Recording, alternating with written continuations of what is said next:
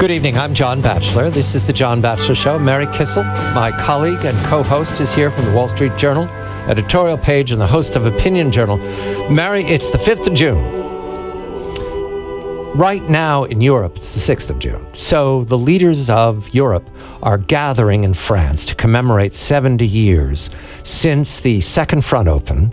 The Russians had been fighting for several years, pushing back from Stalingrad, taking great casualties, but the bulk of the American, Canadian, and British army are about to land on the shores of France. No one knows that.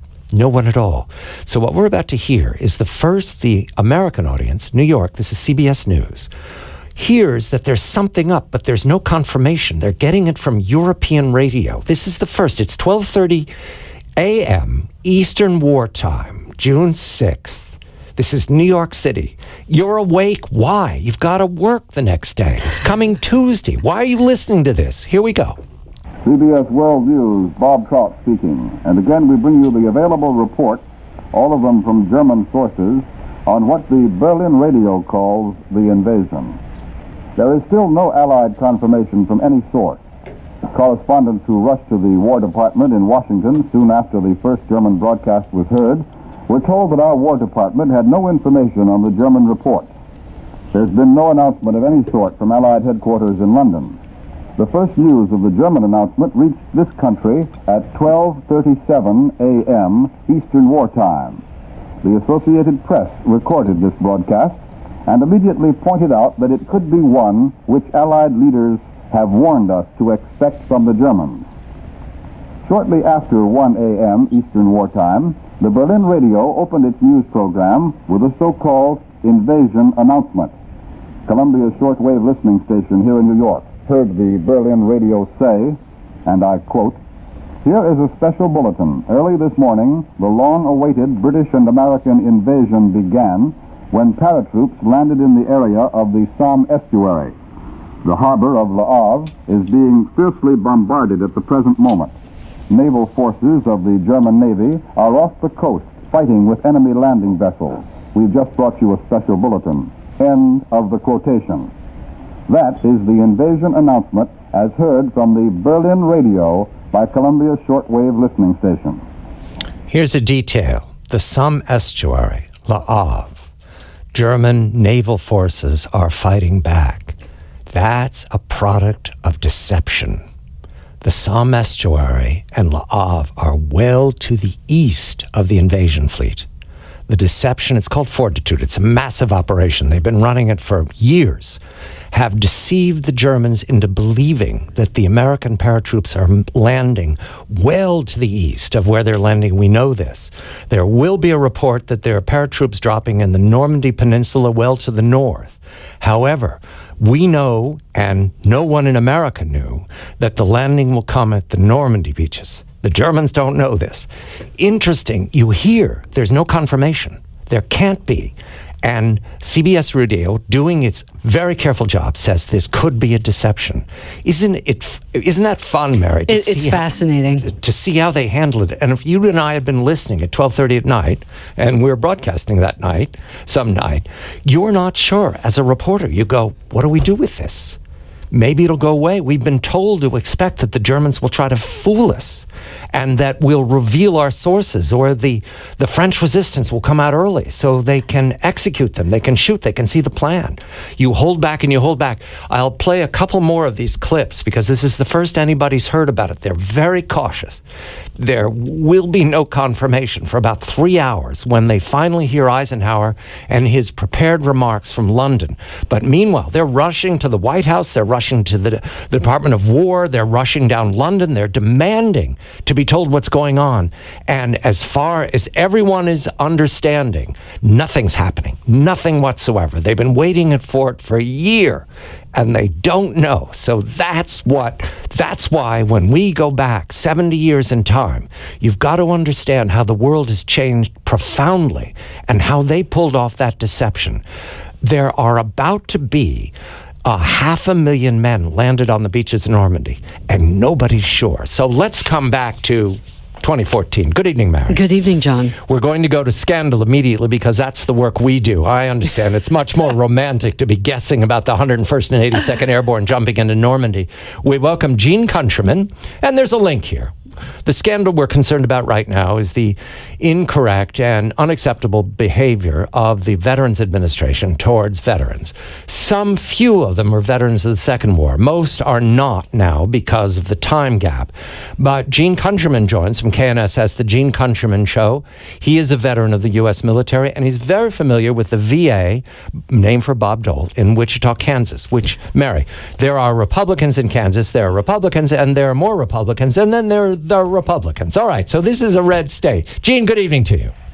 Good evening, John, Mary. Gene, I first want, because Francis Rose of Federal News Radio is going to bring us up to date on the scandal in Washington. You have been watching this collapse of confidence in the VA in Wichita this last week. When we talked earlier in the week, it was 9 people on the waiting list. Today, how many, Gene? What can you tell us? Well, yeah, we went from 9 then to 11, and we pick up the Wichita Eagle newspaper this morning, and the headline is 385 veterans on the Wichita VA secret waiting list. Now, not all of those have been waiting a dangerous amount of time, but I believe 11 of them they have identified, although these numbers are a little squirrely, and they closed down their public affairs office in Wichita today at the VA, and is not talking about anything until they can really sort out what they're doing. But apparently about 11 of them had gone over the 90 days, and they're being taken care of. And then a number of these 385 were people that were being cared for at home.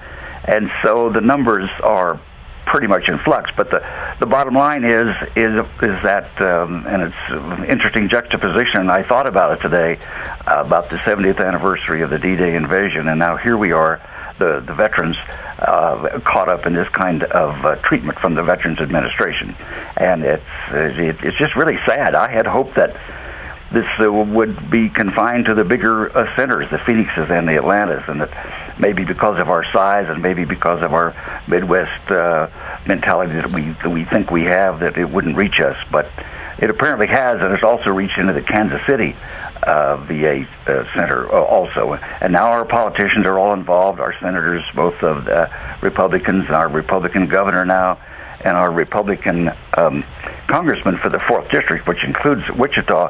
And he probably has asked, it looks to me like, one of the more interesting things, a letter that was sent to the director of the Wichita, which is named after our former Senator Bob Dole, by the way. He sent a letter to the medical center director, a man named Francisco Vasquez, asking who allowed the center to create its unauthorized list and when they allowed it. I mean, that's 2 of the very key questions that I'd like to have the answer to. Thank you, Gene.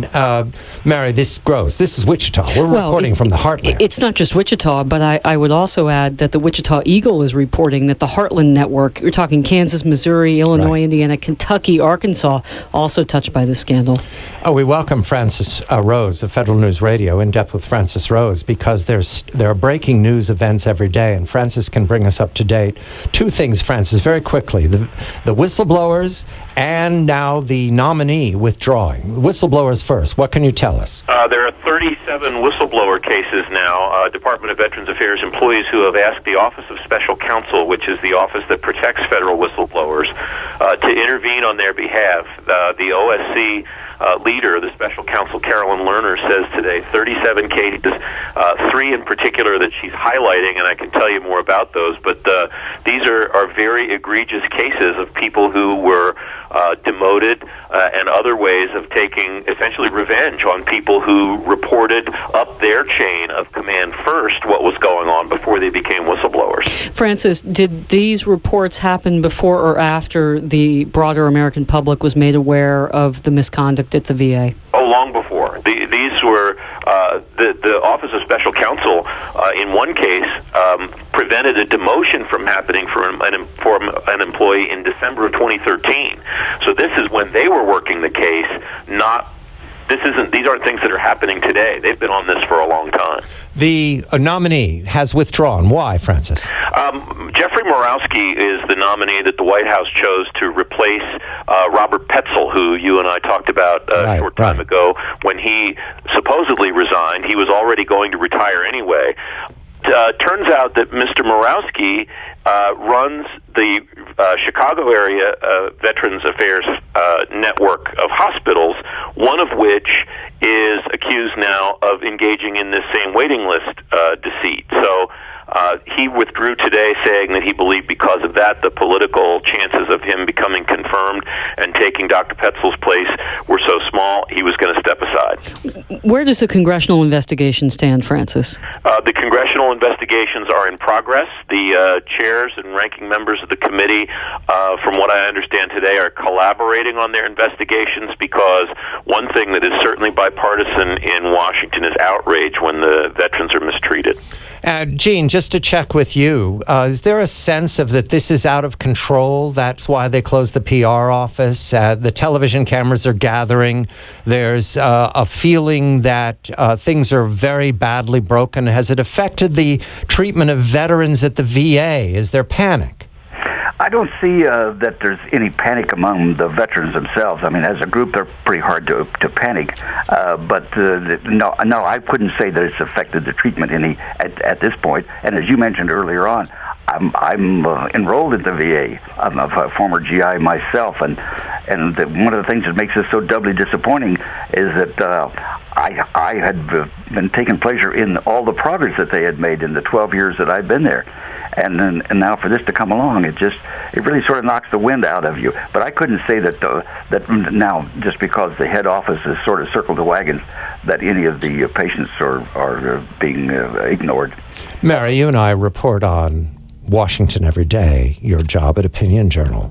The VA was a huge story last Friday, and then the troubles with Bergdahl and the Taliban exchange have overwhelmed it these last days. But there's something in the VA that tells me it's coming back. I think it will come back, John, but you're right. These crises are just washing over us like big crashing waves. It's what we do, but you can't get back to 4 days ago. I know, but this is a scandal that needs attention, and that a system that I think needs to be eliminated. Francis, just a detail here, because you report on this every day. Did the VA take a holiday for 3 days and now it's coming back? Is that what it feels like? The story, yes. I've been speaking to people at the Department of Veterans Affairs pretty much every day through this scandal, and they're certainly not on any kind of holiday. Francis Rose of Federal News Radio. We thank him very much. In Depth with Francis Rose. And Gene Countryman of KNS, a Gene Countryman show in Wichita, Kansas. The VA scandal will touch every part of America. You notice that it made it very straightforward to go from 70 years ago, 1944, to 2014. Mary Kissel, the editorial board of the Wall Street Journal and the host of Opinion Journal. I'm John Batchelor.